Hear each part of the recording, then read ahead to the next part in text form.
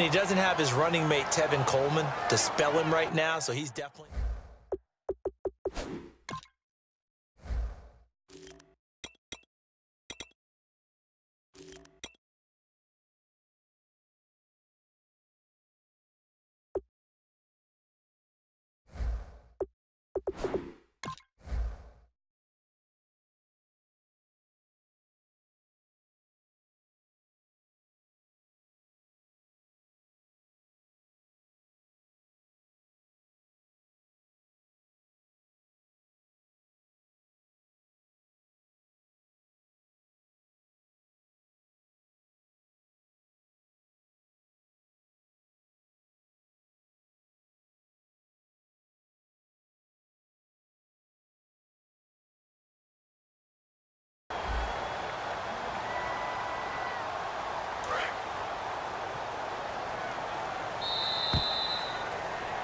Alongside Charles Davis, Brandon Gaudin, it's the Falcons in possession to begin quarter number 2. And they're driving, but they come up on a 3rd and short here.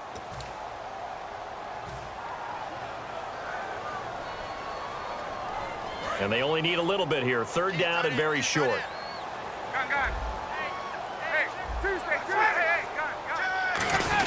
And they'll let their fullback try and push the pile. And he's going to have the first down yardage as he's down at about the 30-yard line.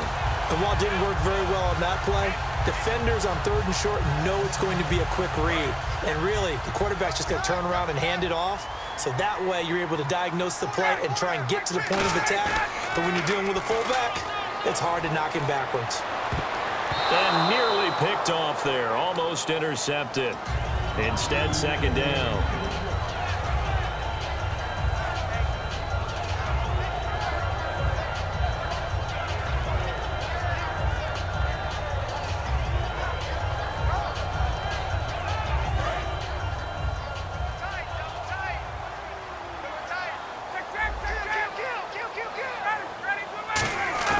A fake to Freeman. Now it's Ryan. And this is incomplete. Trying to get that in the hands of Devontae Freeman that time. And that takes us from 2nd to 3rd down. Everything about that play tells you about today's NFL offenses and what they're asking out of running backs. You can't just be a guy who can run the football. You have to be able to catch it as well. And he didn't get that done on that play. On 3rd down, Ryan. It's caught. Jones. It's a gain of 17, and it'll give him a first down.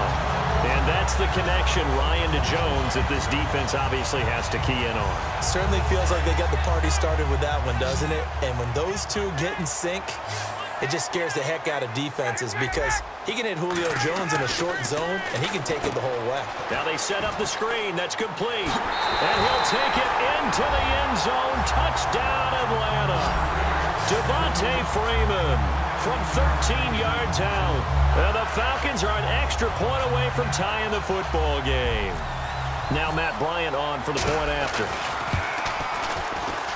It's good, and we're all tied at 7 apiece.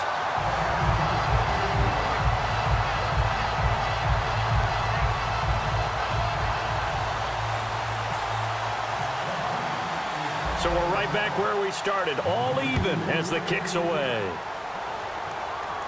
Fielded about a yard deep. And the decision to come out is going to cost him 5 yards with a new rule as he's taken down right at the 20-yard line. And now the Saints get set to trot out there. And they will simply, Charles, be looking to duplicate what they did last drive when they were able to push it in for 6. And they hope it'll be that easy, right? To be able to take exactly what happened before, replicate it. They may have to make a few additional changes along the way because I'm sure the defense will make some adjustments, but they've got to have great confidence having scored the last time out. All right, partner, I want to check in on a talking point we had week 1. Dark horse playoff contenders. You threw out Oakland and Jacksonville. Oakland's still looking good. But they're living up to it, tied for first in the AFC West. How about Jacksonville? Really struggling right now at 2-7. I don't know what they're going to do to bump things up. But how about the NFC West? The Rams said they weren't going to be 7-9 this year. They're 4-5, but they need to make their push starting right now. And no one talked about Detroit in the preseason. Matthew Stafford and the Lions are 5-4 and ahead in the NFC North. And they'll start this drive with very good field position. This is Freeman on 1st and 10. And able to push his way forward here for a good little gain. 5 yards on the carry. Good pickup on 1st down. And that's exactly what you want on a 1st down run. Pick up 5 yards, bring up 2nd and 5. The defensive line, though, they've got to figure out a way to out-leverage the guys up front because the offensive line is winning at the point of attack. On 2nd down, Ryan hit, and he lost the football. And this is picked up by the Saints. And his guys are going to get the football at the 28-yard line. Back out on the field now comes the New Orleans offense. The psychology of the game never ceases to amaze me because you would think there would never be a fumble from what we hear from coaches all the time, right? And how much they practice not fumbling. Practice it, preach it, talk about it all the time. You would think no one would ever turn it over. Yet they are humans out there running around, and we just saw another one. Opportunistic by the defense. 82's moving. 82's moving. Single receiver. Ready? Single receiver. Now after the fumble recovery, it's Breeze. And he's got his man in stride, complete. It's a gain of 11 yards that time, and it produces a new set of downs. And there's another completion to the tight end. And let's face it, it is hard to overthrow a 6'6" target. It is indeed. Quarterbacks like their speed guys. They like that huge 6'6" target that they've got in him. They really do, and it reminds me of what one great tight end told me once. He had told his quarterback, just make sure you throw it up there, you know, kind of like put up on the top shelf where the kids can't get it. It's a gain of 21 that time, and it'll be 1st down Saints. Okay, let's do our version of name dropping here. Let's show off a little knowledge, right? The A-gap, the gap between the center and the guard on either side, right? Both sides. Control that, you're going to control an inside running game. And he had to feel satisfied because he hit that gap, broke the contact. And for the 3rd time here in this half, it's intercepted. A great read, and it's picked off. And a big turnover there as his guys will get the football back. Oh, and that's a nice job defensively to get a piece of the football. He's going to pop it into the air, and then it's the tip drill. And good concentration by him to react to it and pull in the interception. After the interception, here's Ryan. He's going to hit his man out of the backfield, complete. 4 yards on the pickup, and that'll make it 2nd down. And just in general, Charles, on a play like that, how tough is it for the defense to account for a running back essentially being a receiver downfield? It's very difficult, especially if the running back has skills like a receiver, and you're aware of that before the game even begins. So throughout your practice sessions, you're going to want to be aware of him. Where is he lining up? What can he do? What kind of damage can he do to us downfield? And who can match up with him? And he goes down. It's a sack. They get him back at his own 3-yard line.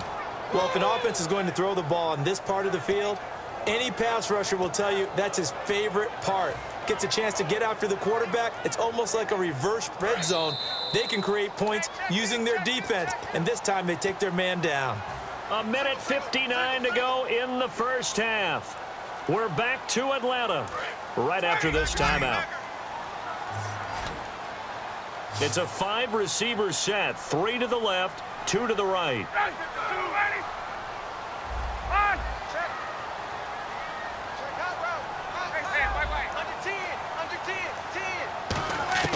Now Ryan down around the goal line. And he fires one, but incomplete. He was looking for Mohamed Sanu there. And it brings up 4th down. Here's Matt Bosher now. And no room for error here as his first punt comes from deep in his own end zone.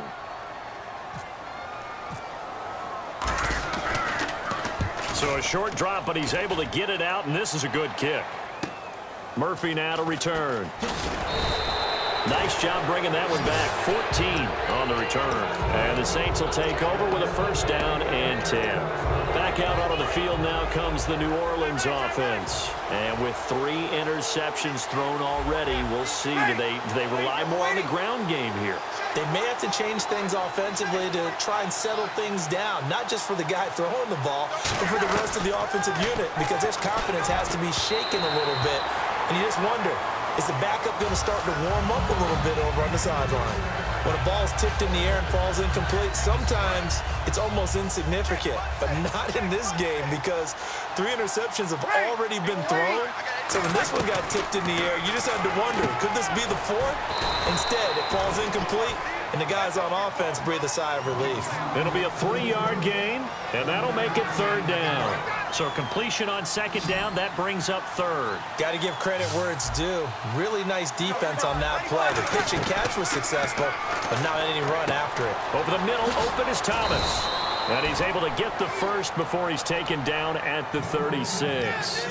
As long as you go through your proper reads and progressions, the drag route can be one of those old reliable plays because usually it's good for a good chunk of yardage, as we just saw there. And those guys like it, right? They can get the ball with a full head of steam. Especially against man coverage, because man coverage, they're typically running away from someone and not worried about traffic coming out on the other end. And there's a run to be happy with. Good, solid yardage. You'll take that anytime you hand the ball to a back.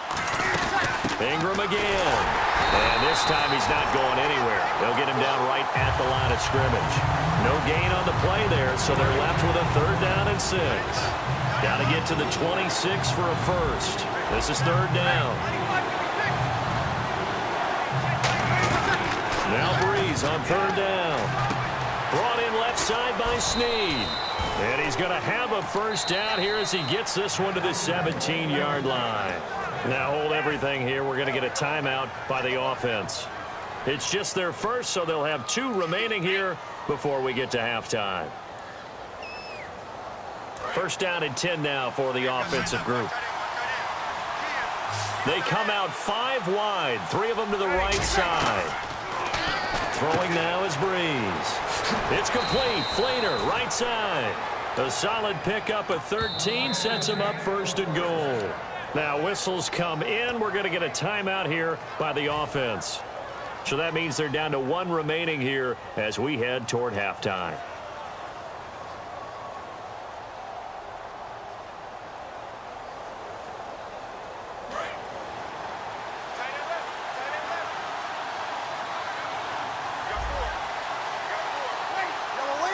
And the offense inside the 5 here. Diving for the end zone, and the ball's knocked out. And the Falcons grab it. And here now come the Falcons. And the ball backed way up. So thinking with this amount of time on the clock, probably just sit on it. And we'll see these 2 teams go to the lockers. Yeah, I don't think you want to overthink it in this situation. Either side of the ball. Just go ahead and finish up the half and get on out and talk about it.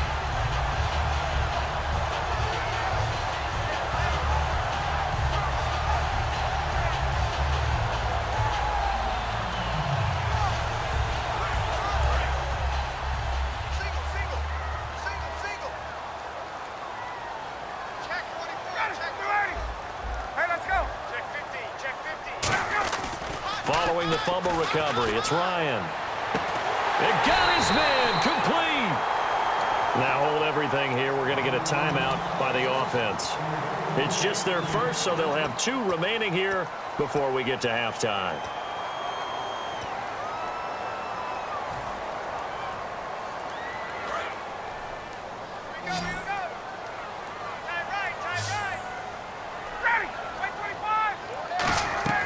Throwing now, Ryan on 1st down.